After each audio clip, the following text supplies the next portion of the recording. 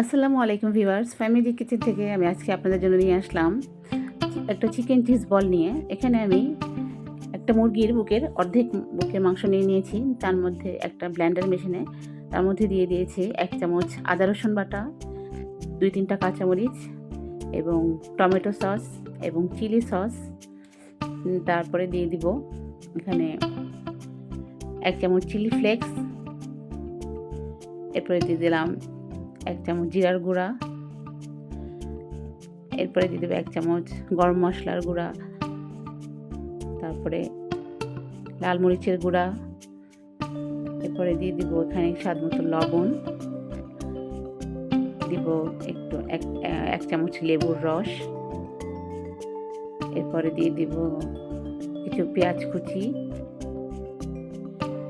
তারপরে এখানে এই চিকেন চিজ বলটা বানানোর জন্য এই চিকেনের সাথে আমি দিয়ে দিচ্ছি 3 পিস পাউরুটি, ছোটো ছোটো করে টুকরা করে নিয়েছি সেটা, আর আমি দিয়ে দিচ্ছি কাবাব মশলা, আর দিয়ে দেবো একটা ডিম।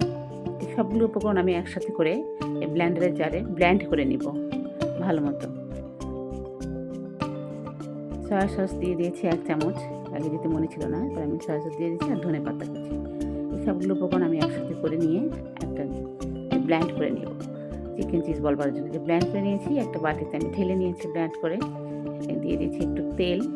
তেলটা দিলে এটা হাতে লাগে না। তারপরে আমি হাতে একটু তেল মাখিয়ে চিকেন চিজ বলটা বানানোর জন্য এখান থেকে অল্প অল্প করে চিকেনের মিশ্রণটা নিয়ে সেই মাঝখানে একটা একটু জায়গা করে সেখানে আমি যে চিজ কেটে রেখেছিলাম, যে চিজগুলো বাজারে পাওয়া যায় সেই চিজ আমি ছোটো করে পিস করে কেটে রেখেছিলাম, সে মাঝখানে চিকেনের বলের মধ্যে আমি চিজটা দিয়ে দিলাম। এভাবে করে আমি সবগুলো চিকেন চিজ বানিয়ে নিব একটা একটা করে।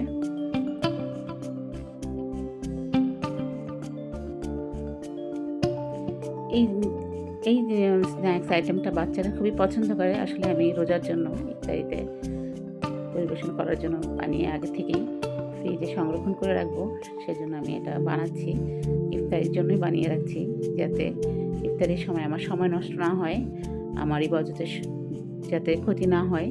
আর ইফতারির টাইমে দেখা যায় সময় থাকে না, রোজার দিনে অনেক কাজ থাকে, আবার সময়ও কম থাকে। তাই এটা যদি বানিয়ে ফ্রিজে সংরক্ষণ করে রাখা যায়, জলদি ইফতারের আগে বের করে আমরা ভেজে পরিবেশন করতে পারি। এরপরে আমি চিকেন চিজ বলগুলো একটা ডিম আমি লবণ দিয়ে ফেটিয়ে রেখেছিলাম, সেই ডিমের মধ্যে ডুবিয়ে ব্রেড ক্রামে গড়িয়ে নিয়েছি। এভাবে করে সবগুলো চিকেন বল চিজ বল আমি ডিমে গড়িয়ে ব্রেড ক্রামে গড়িয়ে নেব, ডিমে চুবিয়ে ব্রেড ক্রামে গড়িয়ে নেব।